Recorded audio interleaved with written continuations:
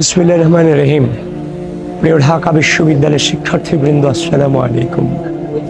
24-এর গণঅভ্যুত্থান পরবর্তী সময়ে ঢাকা বিশ্ববিদ্যালয় কেন্দ্রীয় ছাত্র সংসদ নির্বাচন 2025 উপলক্ষে যে প্রচারণার যে সময়টুকু ছিল, আজকে সেই সময়টুকু শেষ হয়েছে।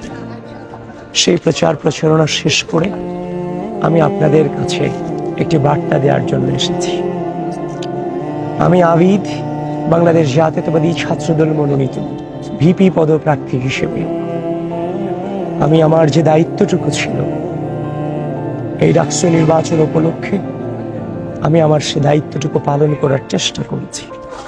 এই ঢাকা বিশ্ববিদ্যালয়ের যতগুলো হল আছে, সবগুলো হলের ডোর টু ডোর আমি যাওয়ার চেষ্টা করেছি। আমি গিয়েছি, কাউকে পেয়েছি, আবার কাউকে পাইনি।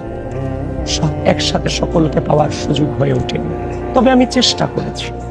আমি ছুটে চলেছি অনাবাসিক শিক্ষার্থীদের কাছে, বাস টু বাস আমি চেষ্টা করেছি তাদের কাছে পৌঁছানো।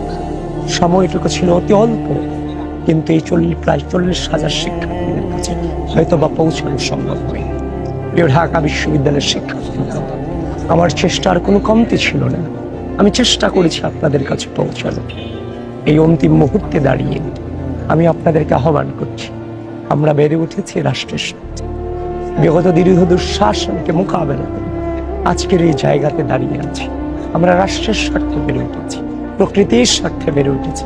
প্রিয় ঢাকা বিশ্ববিদ্যালয়ের শিক্ষার্থীবৃন্দ, এই রাষ্ট্রের কলুষাল মোমেন্টকে লিড করে আজকের এই জায়গাতে দাঁড়িয়েছি।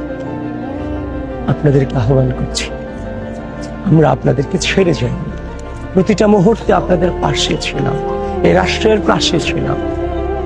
এই মহাযুদ্ধে জীবনের সব থেকে বড় চ্যালেঞ্জে আমি পতিত হয়েছি। এই চ্যালেঞ্জটুকুতে প্রিয় ঢাকা বিশ্ববিদ্যালয়, আপনাদের কারণেই আজকে আমি আবিদ হয়েছি। আপনারা আবিদের পাশে থাকবেন এবং আমি আপনাদের আমার পূর্ণ প্যানেল বাংলাদেশ জাতীয়তাবাদী ছাত্রদের পূর্ণ প্যানেলটুকুর পাশে থাকতে আহ্বান করছি এবং তারই সাথে আহ্বান করছি আপনারা যারা আছেন, অনাবাসিক শিক্ষার্থী যারা আছেন এবং আবাসিক শিক্ষার্থী যারা আছেন, অবশ্যই এই ভোটাধিকার আপনারা প্রয়োগ করুন। একটি দীর্ঘ দুঃশাসনের মধ্যে, হাজারো রক্তস্নাত গণ অভ্যুত্থানের মধ্যে এই ভোটাধিকার আমাদের প্রতিষ্ঠিত করতে হচ্ছে। অবশ্যই ভোট কেন্দ্রে আসবেন এবং আমাদেরকে আপনাদের হৃদয়ে রাখবেন। প্রিয় বাংলাদেশ, আপনাদের কাছে আমরা দোয়া চাচ্ছি, আপনারা আমাদেরকে দোয়াতে রাখবেন।